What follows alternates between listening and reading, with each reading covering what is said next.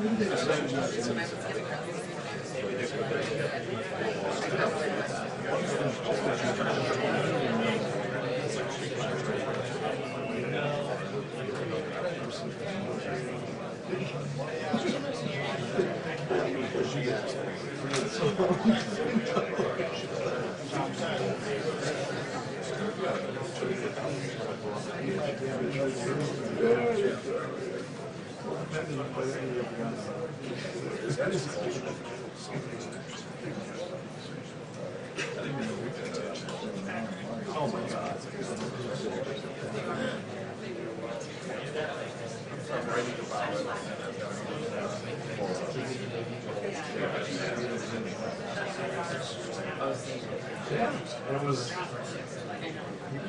like your friend.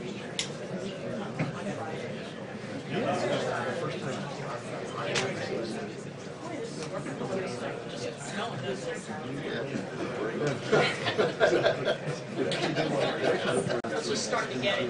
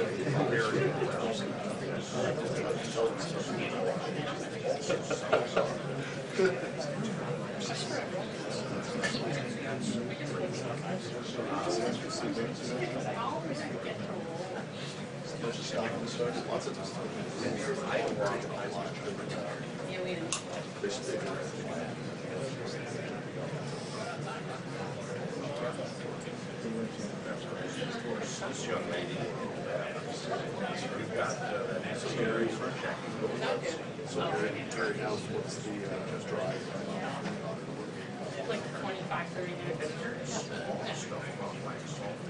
And she has a car. Does she still have? Yeah. She's just doing office work right now.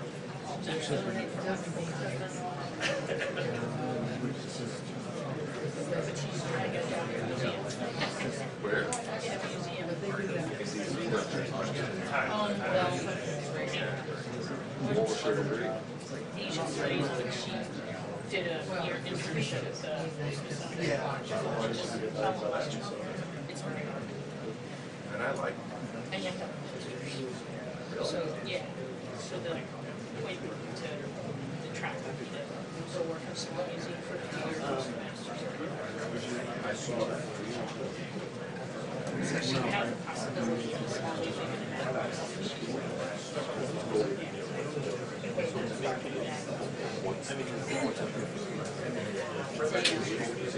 It is. It's the Maritime Museum. You know, she's thinking about what to do in master's. You know, she could do museum studies or you could do cultural preservation. That was well.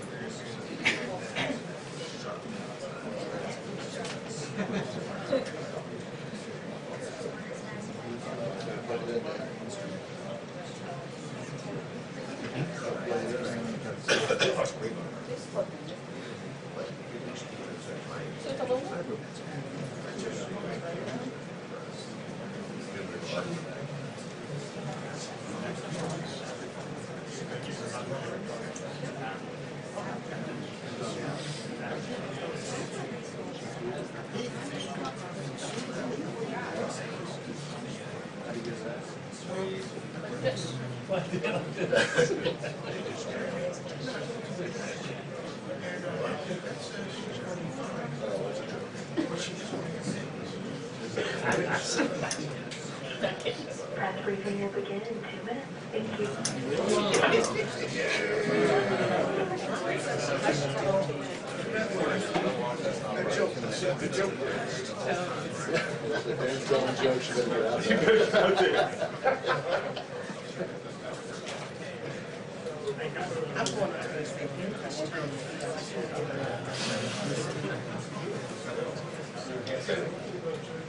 Thank you, Jim.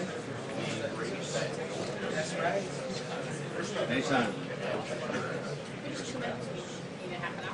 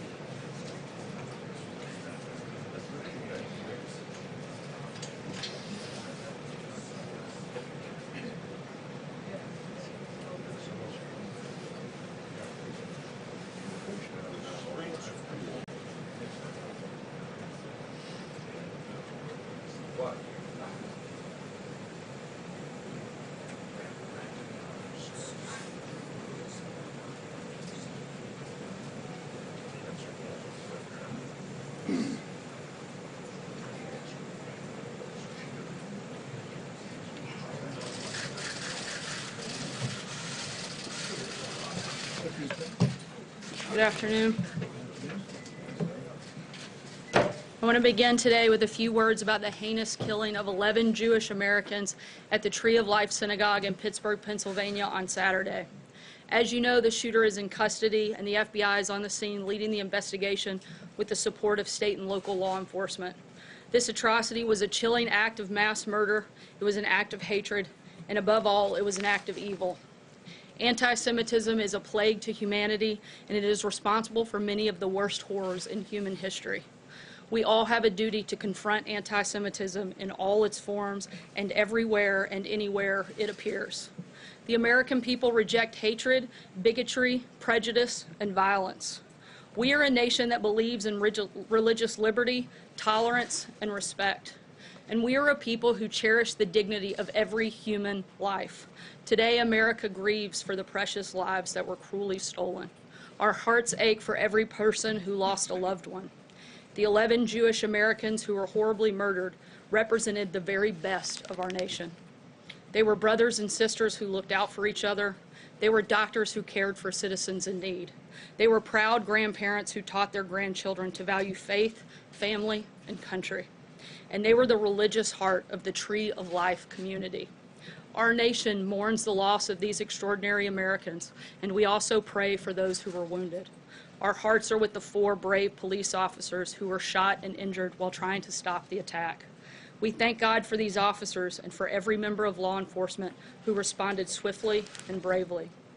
In the wake of the attack, we have witnessed Americans of every faith and tradition coming together to mourn with their fellow citizens, to support one another, and to stand in solidarity with America's Jewish community. The President cherishes the American Jewish community for everything it stands for and contributes to our country. He adores Jewish Americans as part of his own family. The President is the grandfather of several Jewish grandchildren. His daughter is a Jewish American, and his son-in-law is a descendant of Holocaust survivors. Tomorrow, the President and First Lady will travel to Pennsylvania to express the support of the American people and grieve with the Pittsburgh community. And with that, I will take your questions. Jonathan. Sir, the President said over the weekend that he could tone up his rhetoric. What does he mean by that? And does he have any concern at all that his words could inspire or provoke troubled people to do awful things? Certainly, the President wants, in moments where our country is hurting like we've seen in the last several days, find ways to bring our country together, and we've seen him do exactly that. However, the President is going to continue to draw contrasts, particularly as we go into the final days of an election, the differences between the two parties, particularly on policy differences. You'll continue to see him make that contrast, but he has certainly, I think, found those moments to bring our country together and certainly focus on some of the things that all of us can support and all of us can condemn as well. But he's also harshly attacked some of the very people that received those pipe bombs, and this morning suggesting that the news media is responsible for the anger in the country. How does he do that when, in the case of the pipe bomber, this was somebody who went to Trump rallies, this is somebody who had a van covered with attacks on the media and praise for the President.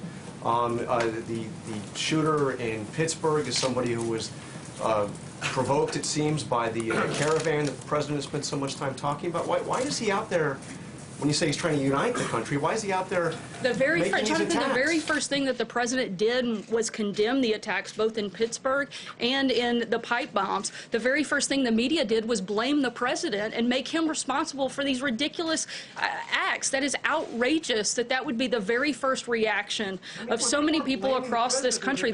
I'm not finished. The only person responsible for carrying out either of these heinous acts were the individuals who carried them out. It's not the President, no more than it was Bernie Sanders' fault for the individual who shot up a baseball field of congressional Republicans.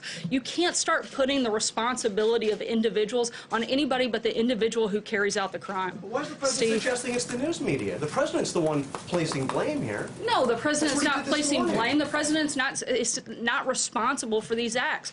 Again, the very first action that the President did was condemn these heinous acts. The very first thing that the media did was condemn the President and go after and try to place blame, not just on the President, but everybody that works in this administration. The major news network's first public statement was to blame the President, and myself included. I mean, that is outrageous that anybody other than the individual who carried out the crime would hold that responsibility. Steve. What's it going to take to stop these killings from happening over and over and over again? You know, I think if we had a good answer to that, I think everybody in the country would support it. If anybody knows the answer, I think certainly this administration would be all ears. The President spends every single minute of every single day looking for the best ways to protect the safety and security of Americans, and we're going to continue to do that. John? There's a second thing. Is the president going to give a speech on immigration this week? What's your thinking about options in terms of closing the border? We'll keep you posted if there's any scheduling announcement on an address on that topic. I'm not aware of that at this point in time. 11 Jewish leaders in the Pittsburgh area have said that the president's visit is not welcome unless and until he denounces fully and forthrightly white nationalism. Does the White House believe this president has done enough to denounce white nationalism? The president has denounced racism, hatred, and bigotry in all forms on a number of occasions. We'll continue to do that. I'm doing it here today. And I would also say at the same time that some individuals, they're grieving, they're hurting. The president wants to be there to show the support of this administration for the Jewish community. The rabbi said that he is welcome as well, and certainly we want to show our support for those individuals. I know that there was another meeting this morning about what to do about the border. You're thinking about an executive action, maybe some sort of regulatory action. Is one of the options being discussed making it impossible for anybody to claim asylum unless they enter through a port of entry? So that would mean that anybody who crosses the border illegally would not be able to make a valid claim of asylum? There are a lot of options that are being discussed right now. The number one priority is looking for ways to secure our borders. We'd love for Democrats in Congress to actually help step up and do their job and help us do that. If they don't and they're unwilling to do, as they've shown in the past that they are, then we're looking at administrative actions that will help and allow us to do so. Raquel? Sarah, thank you very much. About the Brazilian election, the State Department repeated today that the commitment to promoting human rights and democracy will continue to guide the relationship with Brazil. However, the Brazilian president-elected, Bolsonaro, has made very controversial comments about minorities. The opposition defended the military dictatorship in Brazil. My question is if the White House plans to address this and ask assurances from the government, the incoming government in Brazil, that they will protect human rights and democracy in Brazil. And another question, what do you think about these comparisons that a lot of people say? Let me address the first thing. Sure. First, we promote human rights all over the world. We value our long-standing relationship with Brazil. We want to continue to be able to work with them. We'll see what happens from there. Sarah, can I just, okay, so what do you think about these comparisons? A lot of people are calling Bolsonaro the Trump of the tropics. And if President Trump plans to invite Bolsonaro to the White House, or if he has any plans to go to Brazil anytime soon, maybe attend Bolsonaro's inauguration? There's only one Donald Trump, in my opinion. Stephen, go ahead. I'd like to follow up on John's question about the caravan. The president has used the word invasion to describe this caravan. That's the same word that is mentioned in the Constitution 3 times, invasion, with respect to the powers of the federal government to repel invasion. So my question is have there been any discussions here with respect to that, about the fact that the Constitution provides for example, the suspension of habeas corpus if to repel an invasion, if the public safety requires it? Is the president talking about potentially ignoring posse comitatus by having the military go down? There's a provision in the law that allows for a constitutional exemption.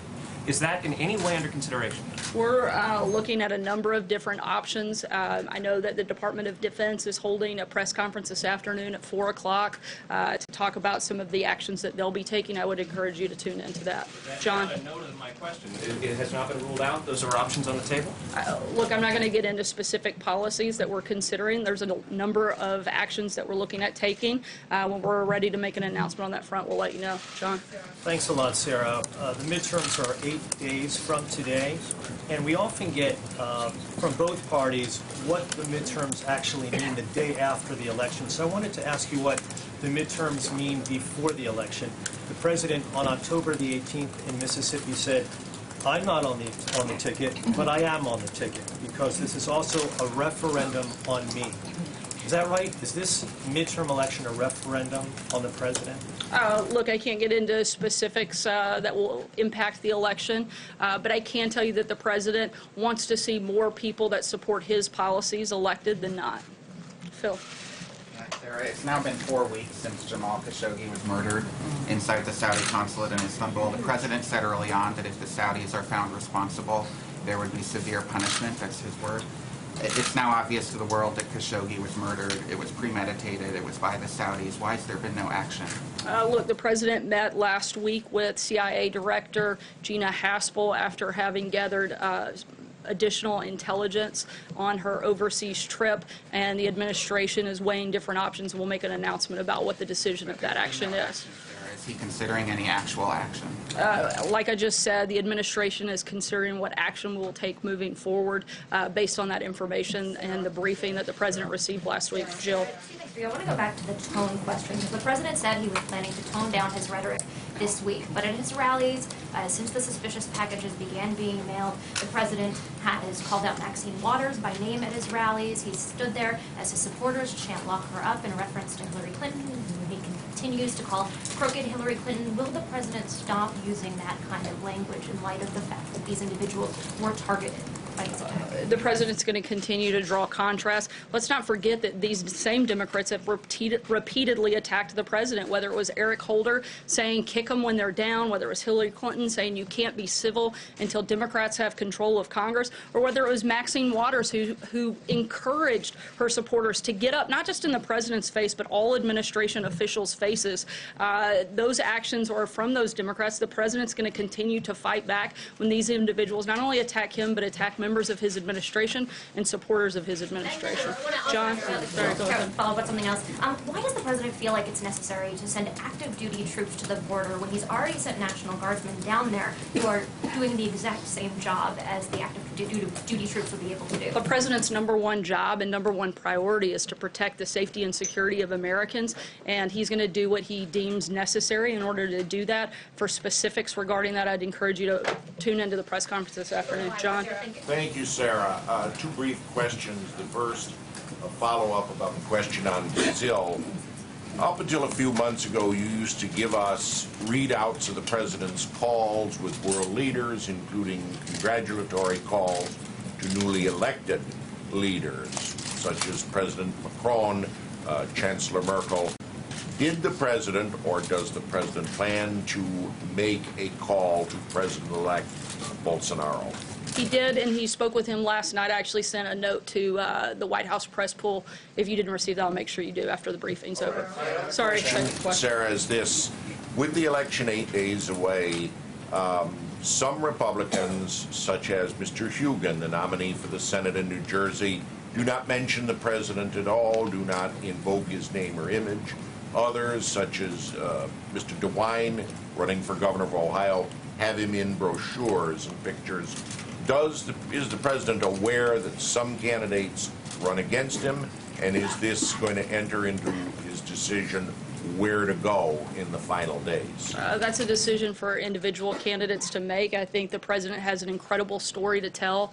He's had a historic first 2 years, a number of successes that I think any Republican running for office should be proud of.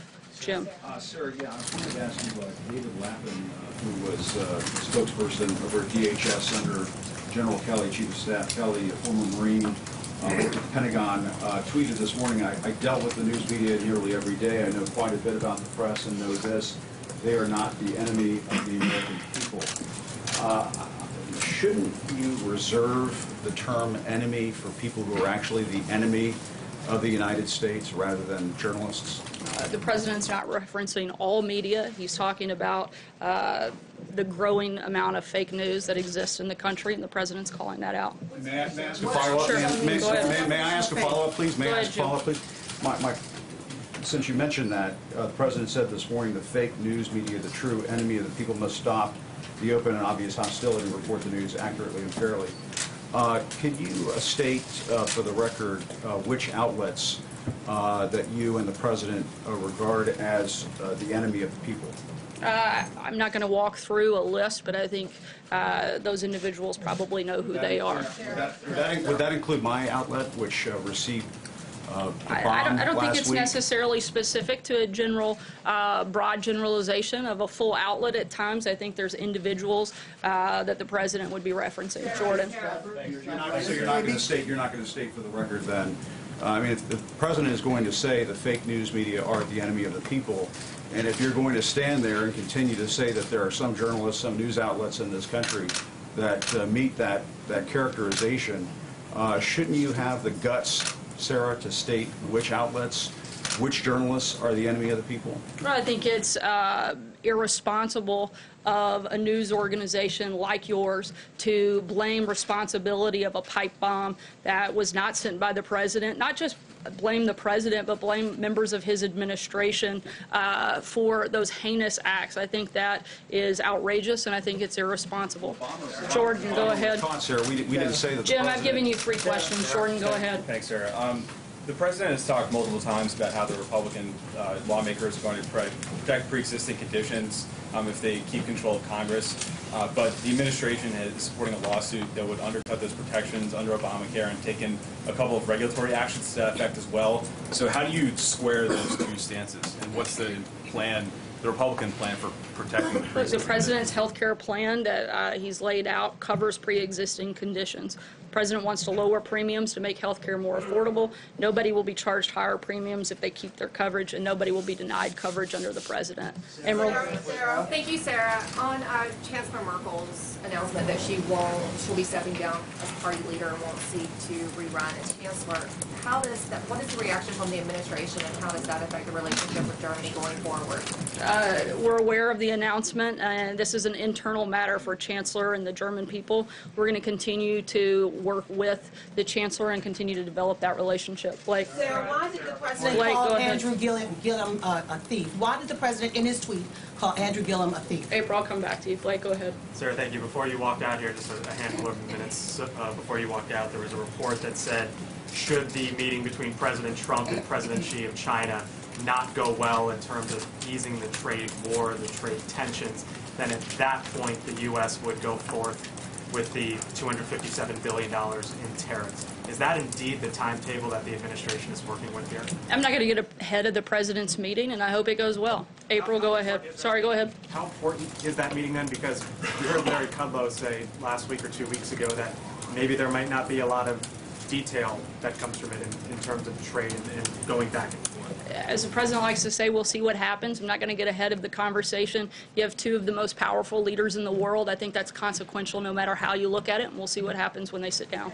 April, The go ahead. president's tweeting today, in one tweet specifically, he called Andrew Gillum, the Democratic nominee for governor in Florida, a thief. What is his definition of that statement? And also I want to ask you about issues of voter suppression. The president's talked about voter fraud. Let me answer your first question. That individuals under FBI investigation, I would refer you to that. I'm not going to get into specifics on that matter because it involves 2 candidates running for office, and I'm not going to impact that due to the Hatch Act. I'll leave that to the president to make those types of statements. And your second question. Yes, second question. The president talks about voter fraud at a time when there are allegations and proof of voter suppression taking place in the state of Georgia, where Stacey Abrams is ahead of the Republican contender, and also in North Dakota, where Native Americans who don't have a street address but have a P.O. box if they live on reservations, they're not able to vote. So what's going on with that? Is the president talking about that? Is he working on that Certainly, issue? we don't support any type of voter suppression. What we do support is voter integrity. Again, I'm not going to weigh into specifics that have impact on this election that's a few days away. I'll leave that for the president to lay out that specific case. Sager, go ahead. Thanks, Sarah. Could you tell us, does the White House currently believe that they have the legal authority to close the southern border? And is that an option that's being explored with relation to the caravan? Again, we have a number of options on the table. We're exploring each one of those. When we have a decision on that, we'll let you know. Vivian. Thanks, Sarah. 2 questions, please. First, last week we asked the president whether he'd call President Obama or any of the others that the bonds were addressed to, and he said, if they want me to, but will probably pass. Can you explain why that decision was taken? The president did speak with Governor Cuomo of New York last week, and as of this time, there aren't any plans for other calls. If there are, we'll let you know. Callie, go ahead. So Last can I question. ask one more about Jamal Khashoggi? Can you tell us if CIA Director Haspel actually heard the tape that the Turks allegedly have proving that he was killed in the embassy? I can't confirm or deny the specifics of the intelligence that Director Haspel saw while she was there. Last question, Hallie, go ahead. So throughout the course of this briefing, you have repeatedly defended the president's attacks on his political opponents.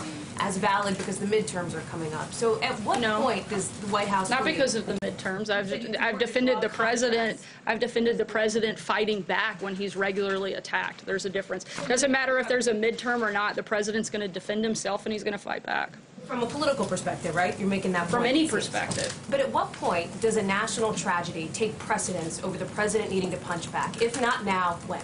I think you saw the president do exactly that in the wake of a national tragedy, not just this week, but every time our country has experienced the type of heartache and pain that we have over the last week. This is a president who's risen to that occasion and worked to bring our country together in a number of occasions, whether it's the hurricanes, whether it's the Las Vegas shooting, whether it was the Pittsburgh shooting, all horrible, horrible tragedies that this country has experienced. And this president has come out, condemned the attacks when it is caused by an individual, and tried to look for ways to provide and bring the country together when it was a natural disaster. Both he and you have also acknowledged that in the next breath, after he calls for unity, he does talk about division in what you describe as drawing contrast. Is he incapable of, in the words of some, toning it down and toning down the rhetoric? Again, I think the president has had a number of moments of bringing the country together. Once again, I'll remind you that the very first thing the president did was condemn the attacker, and the very first thing the media did was blame the president. You guys have a huge responsibility to play in the divisive nature of this country when 90% of the coverage of everything this president does is negative, despite the fact that the country is doing extremely well, despite the fact that the president is delivering on exactly what he said he was going to do if elected. And he got elected by an overwhelming majority of 63 million Americans who came out and supported him and wanted to see his policies enacted. He's delivered on that. He's delivered on the promises he's made. And if anything, I think it is sad and divisive the way that every single thing that comes out of the media, 90% of what comes out of the media's mouths is negative about this president. Despite the fact that the economy is booming, despite the fact he said he would fix the trade deals, and he's done exactly that. He said he would defeat ISIS, and he has. The president has been delivering day in, day out, and I think it would be nice if every once in a while we could focus on a few of the positive things the president has done instead of just attacking him. Thanks so much, guys. Have a great day. No responsibility.